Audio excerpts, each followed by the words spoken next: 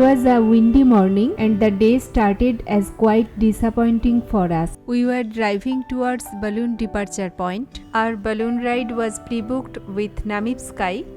This is an early morning activity. We arrived at the headquarters of Namib Sky first.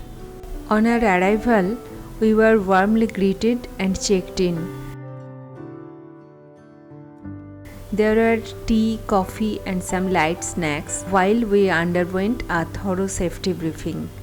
Following the briefing, we were organized into groups and proceeded to the launch site. It was here that we got the news that our balloon ride had been cancelled for the bad weather condition. We waited there for some time if there could be a change in the weather, but breaking all hope, the weather got worse and we missed the best way to enjoy the stunning landscape of Namibian desert.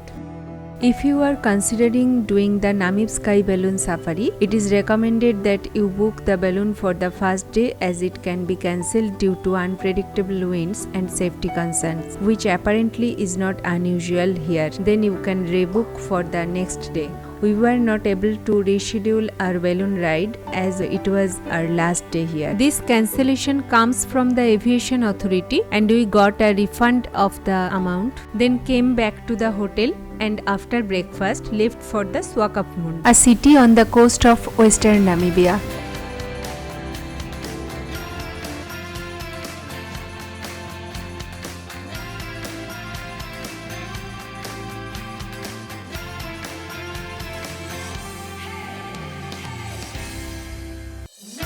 We headed onwards into the vast expanse of the desert plains. We couldn't believe how empty this place was. Actually, we have come from the most populated country in the world and this is the second emptiest country in the world.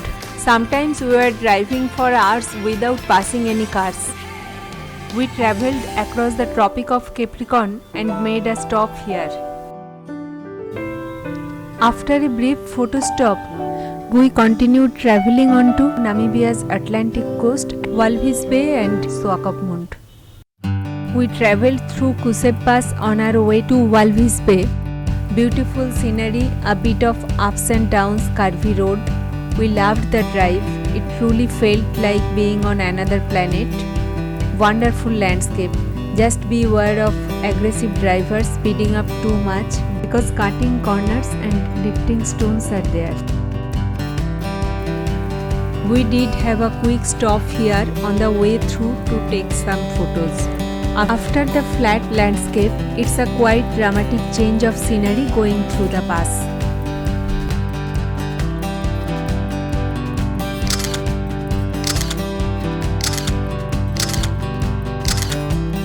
About an hour after Kusep Pass, there we made another stop with a good view of the C14 road and the quiver tree.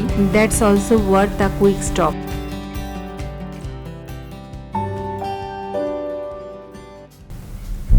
Time to head out in Walvis Bay. We stop at the Walvis Bay lagoon en route, where there are often flamingos to be seen. Walvis Bay is touristic hotspot on the coastline of Namibia, but it's also a very important place for locals because it has the biggest seaport in all of the country. It's the second largest city after the capital Windhoek. As the name suggests, Walvis it means whales. You can see some whales along the coastline here, but it can be seen from June to November when they migrate to the warmer waters of the area. You can do some whaling tours then, but not for us today. We just drove around and saw all the sights in town. We drive a bit to the south of Walvis Bay because over there we found one of the most important products of this region, salt. The salt mines can be seen from here.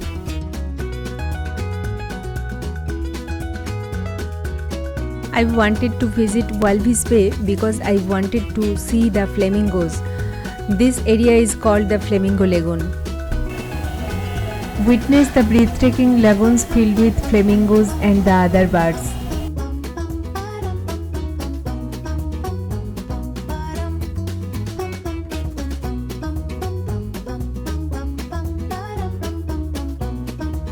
I just love this view where you are driving and you can see both the desert and the ocean.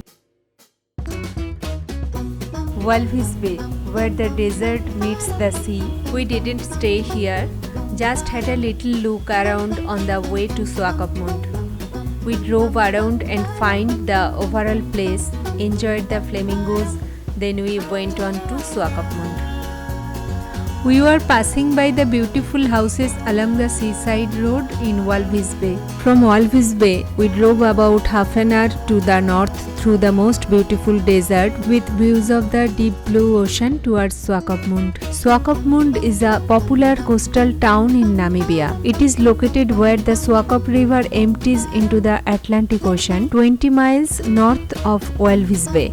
Swakopmund is an example of German colonial architecture in Namibia. It was founded in 1892 as the main harbour for German Southwest Africa, and a sizable part of its population is still German speaking today. This is even more cozy town than Walvis Bay with a lot of German colonial history.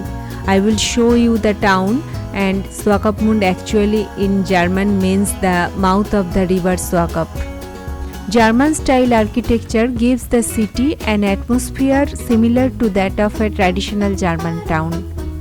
Honestly, if someone shows me a picture of this area and if they said it's a town in Germany, I would not question it. I am not talking about the colors of the buildings, but the building style is very similar to a lot of German towns. Compared to Walvis Bay, Swakopmund is more interesting place to stay with a much better choice of restaurants, hotels and guest houses, whilst Walvis Bay is the springboard for several super desert trips.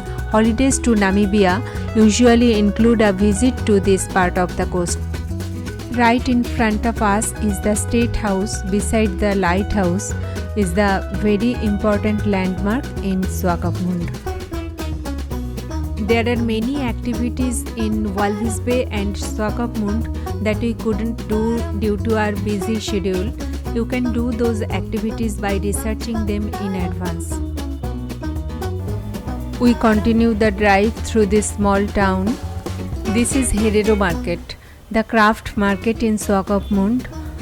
It is located near the lighthouse and sells unique goods. We were passing by the Swakopmund Museum, but we didn't have much time to visit there.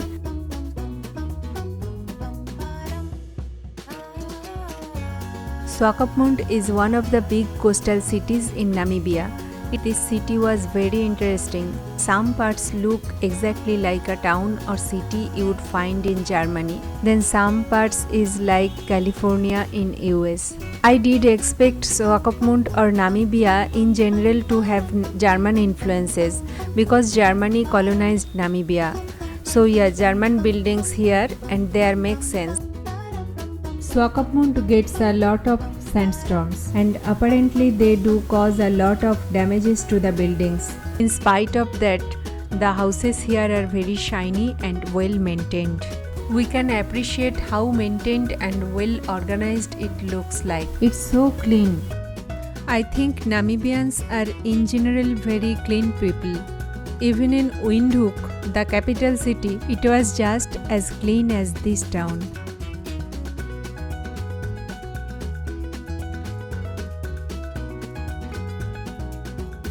Now we are on the street which is alongside the beach.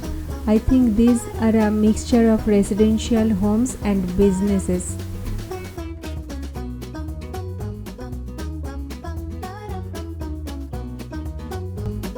We stayed here for one night.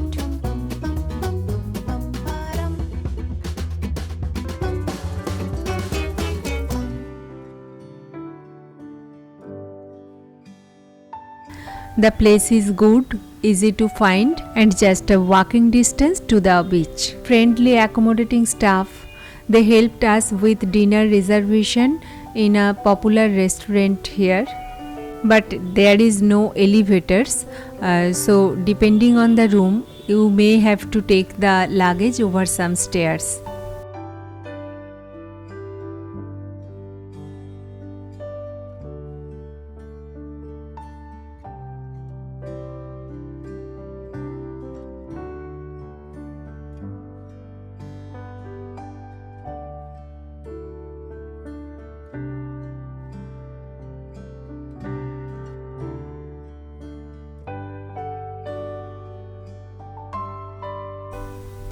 In the afternoon, we walked around and went to the beach. Swakopmund has a milder climate than most of Namibia. However, the area is subject to sandstorms when the wind blows from the east. During winter, Swakopmund is known for the fog that rolls in from the Atlantic Ocean. Foggy nights are often cold.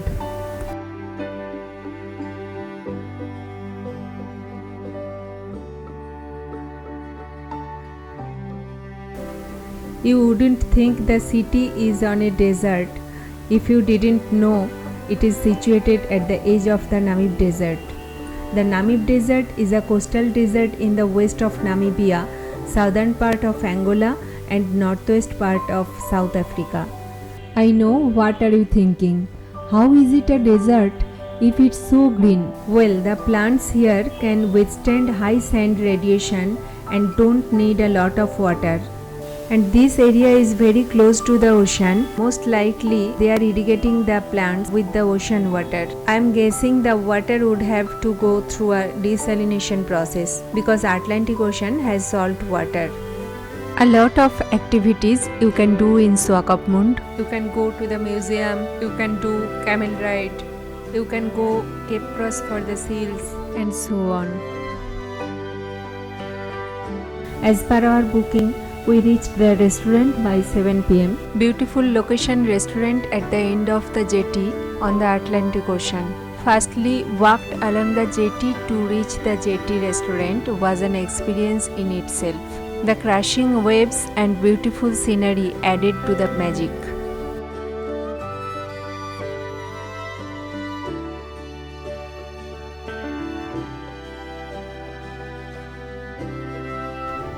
Had a great dinner with amazing views.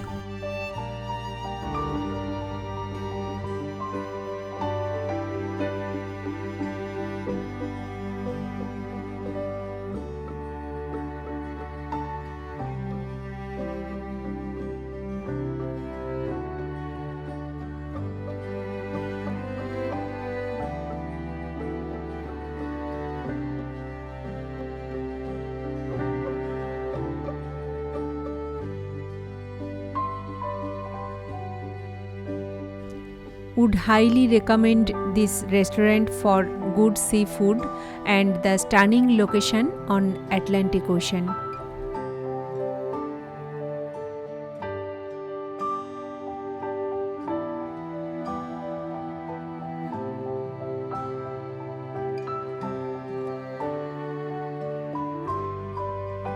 After dinner, we are leaving the restaurant and heading towards our hotel. We are now walking on the jetty over the Atlantic Ocean. Beautiful scenery. Since this restaurant is very close to our hotel, we didn't come by car here. But I want to say you that in Windhoek and Swakopmund, avoid walking through deserted streets and neighborhoods after dark. Swakopmund is dead after 9 pm. A lot of things are closed. Tomorrow early in the morning we will leave for the Teufel Fountain in Damaraland. That will be in my next video. If you like my video, please subscribe my channel. Thanks for watching.